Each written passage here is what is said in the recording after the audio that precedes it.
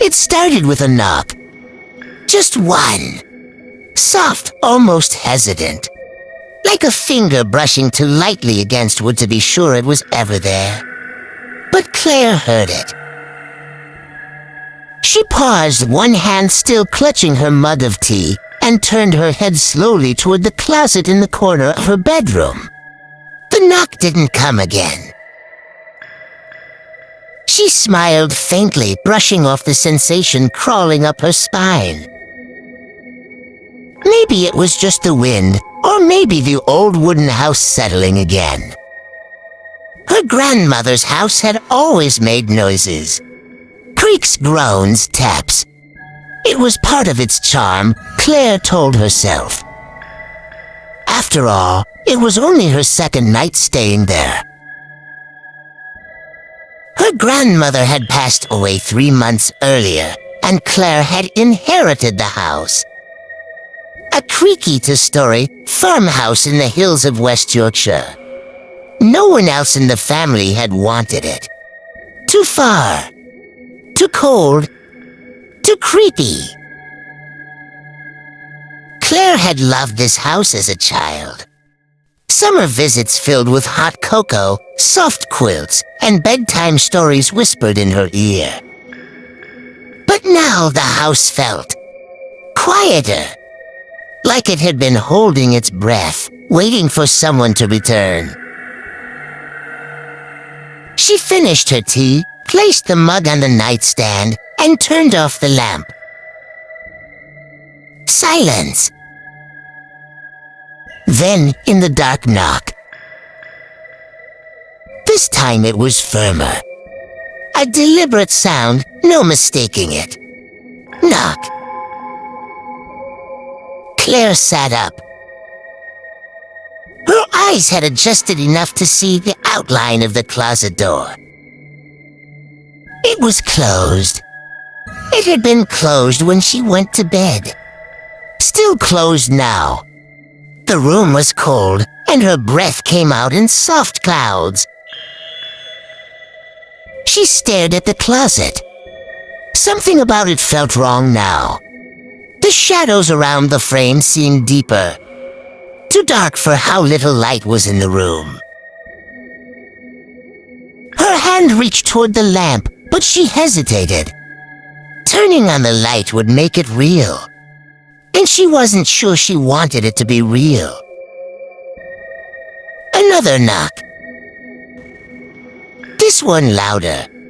3 clear knocks now. Knock. Knock. Knock. She turned on the light. The sudden brightness made her eyes ache. The closet door stood untouched. Nothing seemed out of place. The room looked exactly as it had when she'd fallen asleep. She got out of bed slowly and approached the closet. Her feet were bare on the wooden floor, and each step felt louder than it should. Claire reached for the handle. She hesitated. Then knock. It came from inside.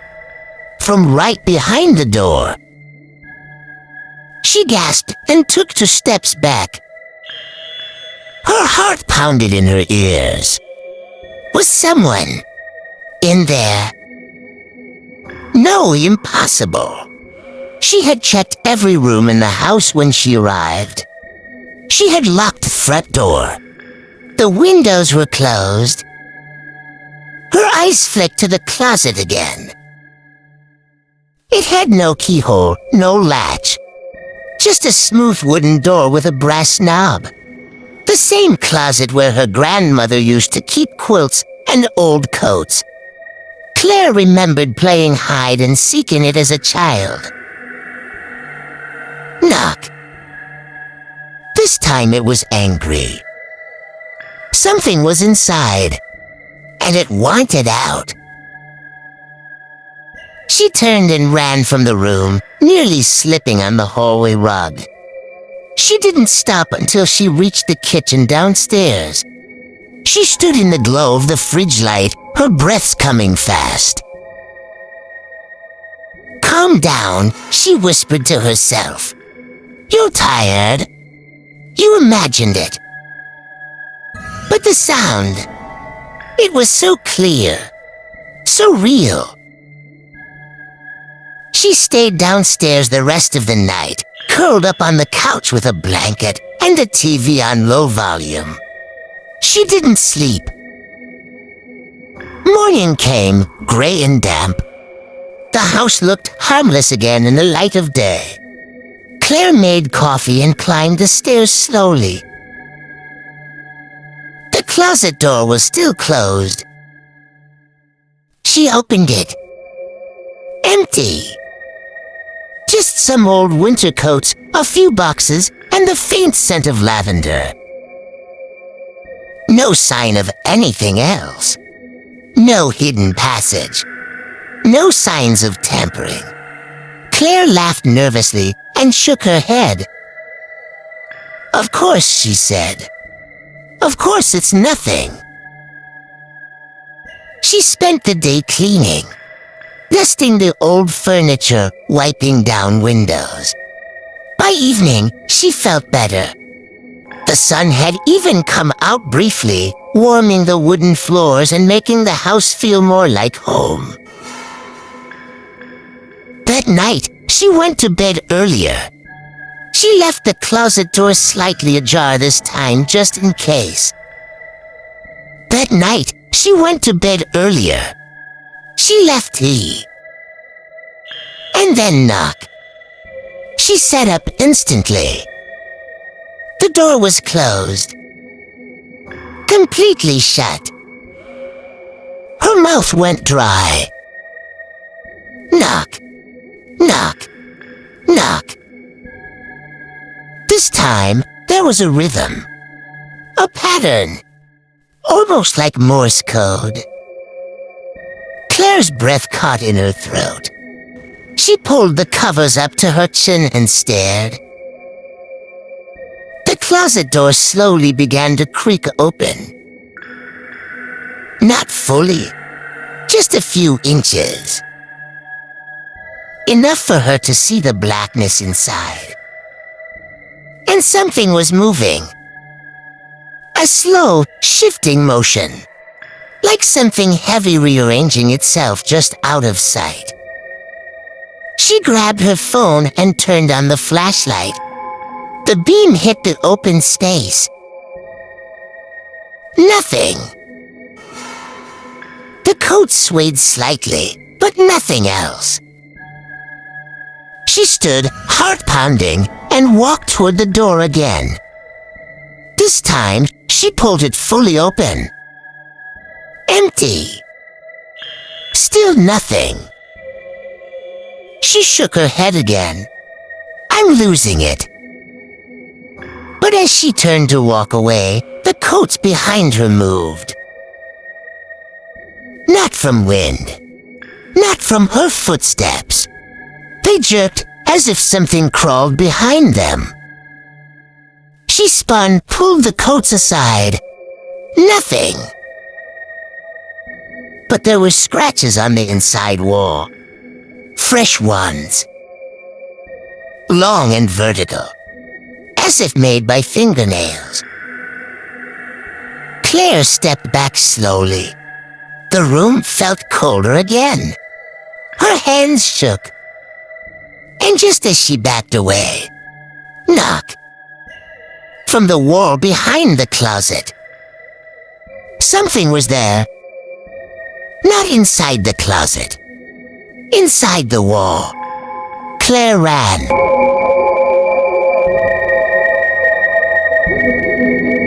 Claire didn't sleep at all the second night. She stayed downstairs, the old floorboards creaking above her every so often, even though no one was there. The house made sounds now to many sounds. A groan from the ceiling. A thump from the hallway. A soft whisper of fabric brushing wood when no one moved. She tried to rationalize it. It was an old house. Old houses made noises. But scratches. from inside the walls. That wasn't normal. She kept her phone close, the flashlight app still on, though her battery was running low. Her charger was upstairs, past the closet, past the thing behind it. She stayed awake until morning. When the sun finally peeked over the hills and poured soft gold light into the kitchen window, Claire felt a small wave of calm. Like the night had been a dream. A long, strange nightmare. But when she went upstairs, the closet door was wide open. And on the floor just in front of it were scratches. For long, uneven gouges in the wooden floor, as if something had tried to drag itself out. She backed away, heart racing. "Nope," she muttered, grabbing her keys. "I'm done." She rushed downstairs, grabbed her bag, and went to the front door. But when she reached for the knob, it wouldn't turn. She twisted it harder. Locked. She didn't lock it last night. She was sure of it. Panicked, she pulled the key from her bag and tried to unlock it, but the key just spun. It didn't catch. It was like the lock inside had changed. She tried the back door. Same thing. She was locked inside. Claire called the police, but the signal was weak. Her voice crackled in and out, and the dispatcher could barely hear her. She gave the address 3 times before the call dropped completely. She stared at her phone. 5% battery. She tried calling again, no signal. That's when she heard it again. Scratch. Scratch. Scratch. Soft. Deliberate. Coming from the wall behind the closet. She turned slowly, her mouth dry. It was daytime. It was light outside. This shouldn't be happening now. She pressed her ear to the closet wall. "Help me. It's dark in here. I can't breathe." Claire stumbled back, her hands shaking. This couldn't be real. But it was. She ran back downstairs, straight to the basement door. If there was something in the walls, maybe there was a crawl space something behind that closet. The basement door creaked as she opened it. Dust and cold greeted her as she descended the wooden steps. The air smelled damp, like rotting leaves and old fabric. She turned on the single hanging bulb, and the basement flickered to life, revealing concrete walls lined with shelves full of canned goods, tools for forgotten memories. In the far corner was a locked cabinet. Next to it, an old trunk. She knelt beside the trunk and opened it. Inside were toys. Children's toys. A stuffed rabbit. A broken wooden doll. A pink shoe too small for anyone older than 5. Claire's hands trembled as she pulled out a photograph stuck at the bottom. It was a black and white picture. Faded. Her grandmother stood with a little girl, dark hair, pale skin, large hollow eyes. The back of the photo had one word written in shaky pen. Elsie. Claire didn't remember any Elsie. She climbed back up the stairs, clutching the photo. Back in her room, she stared at the closet door. Still open. The air colder now. She pulled aside the coats again and ran her fingers along the wooden wall at the back. There. A seam. A small panel. Invisible if you weren't looking. She pressed her palm against it. It creaked open just a few inches. Inside was a narrow space, just wide enough for a child to fit. Claire held up her phone flashlight. The beam landed on something that made her blood freeze. Fingernail marks. Dozens, maybe hundreds, scraped into the wood, tiny and desperate. And then a whisper right by her ear. "Don't let her out." Claire screamed and fell backward, hitting her shoulder on the closet door. There was no one there. No child. No ghost. But something knocked again, this time from inside the secret space. She shut the panel, slid it back into place, slammed the closet door shut, and pushed a chair against it. "Not real," she whispered. "I'm just tired. Hallucinating." But she knew better. That wasn't a dream. That wasn't her imagination. There was something in that wall. And something else. That voice. The one that whispered. It wasn't the little girl. It was older, raspy, and full of hunger.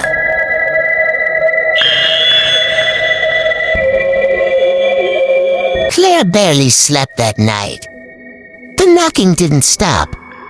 Every few minutes, another set of raps echoed from inside the closet, not just behind the coats now, but from below.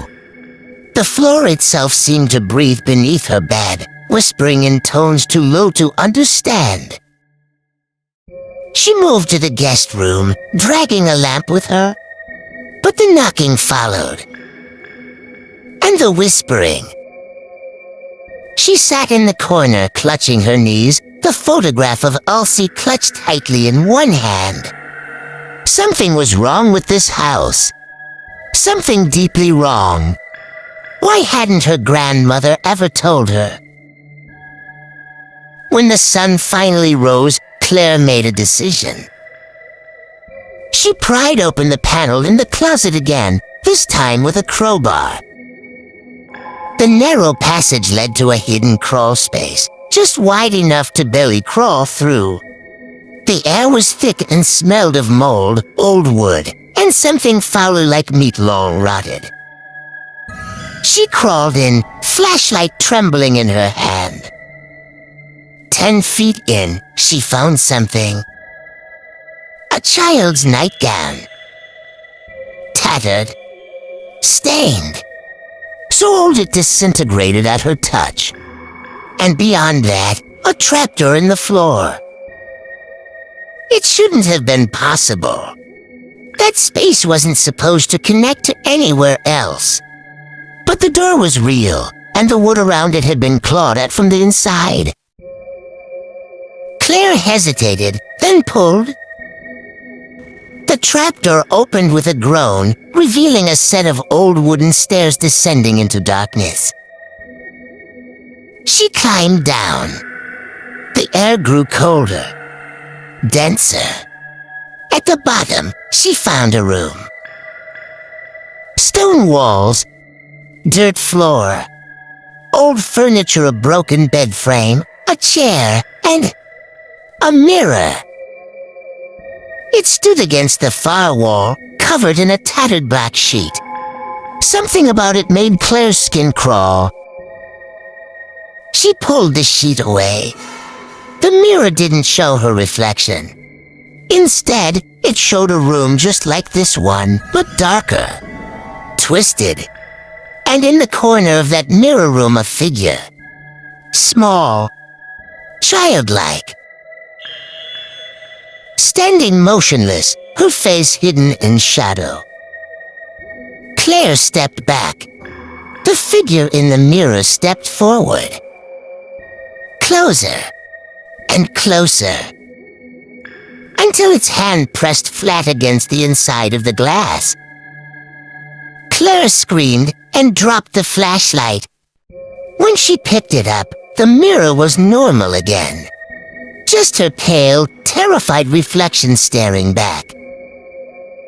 But from behind her in the real room, she heard soft, slow footsteps. Tap, tap, tap. She turned. No one was there. She ran back up the stairs, slammed the trapdoor, and crawled backward out of the crawl space. She didn't stop until she was in the kitchen, hands trembling, heart hammering. And there on the table lay the photograph. Only now it had changed. The little girl's face had been scratched out.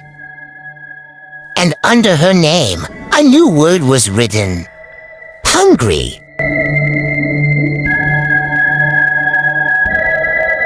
Claire needed answers.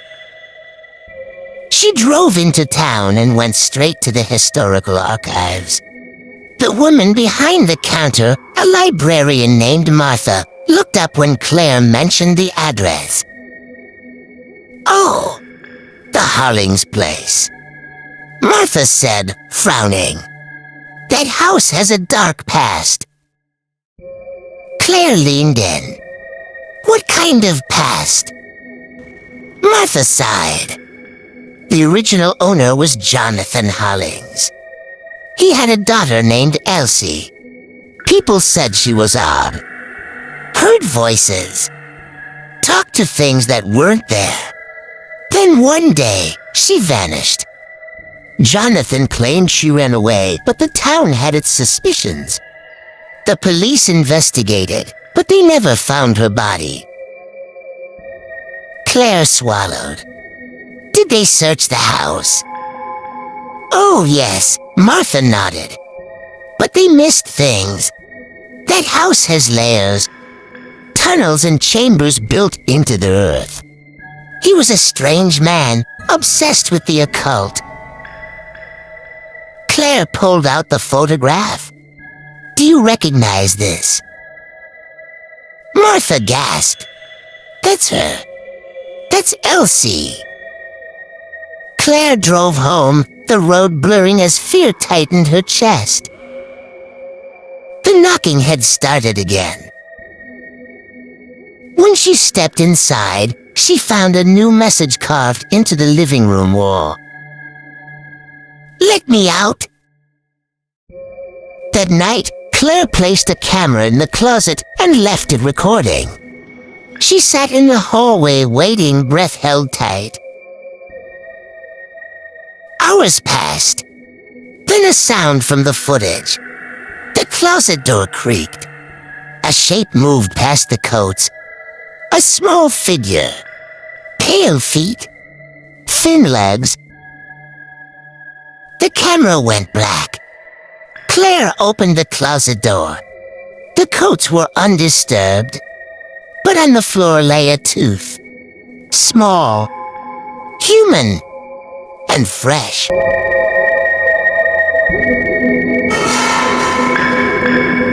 Claire knew she had to end it. She prepared salt, candles, old books on banishment rituals. She didn't know what she was doing, but she couldn't leave. The house wouldn't let her. That night, the knocking grew louder. More desperate. The walls shook. Whispers filled the air like insects crawling beneath her skin. She lit the candles, drew the symbols, read the words. The closet door burst open, and out stepped Elsie, but not as a child. Twisted, wrong, her limbs too long, her eyes empty. You opened the door, she hissed. Now you have to feed me. Claire screamed and threw the salt. Elsie shrieked, her body spasming, smoke rising from her skin.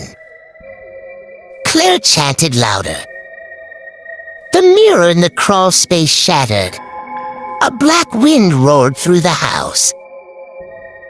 Elsie lunged but vanished in midair. Silence. Claire collapsed. When she woke, the house was quiet. The doors opened. The sun rose. She left and never came back. But sometimes in her dreams, she hears it. Knock, knock, knock. From a closet that no longer exists. Thank you for watching. Don't forget to subscribe, like and follow other horror stories.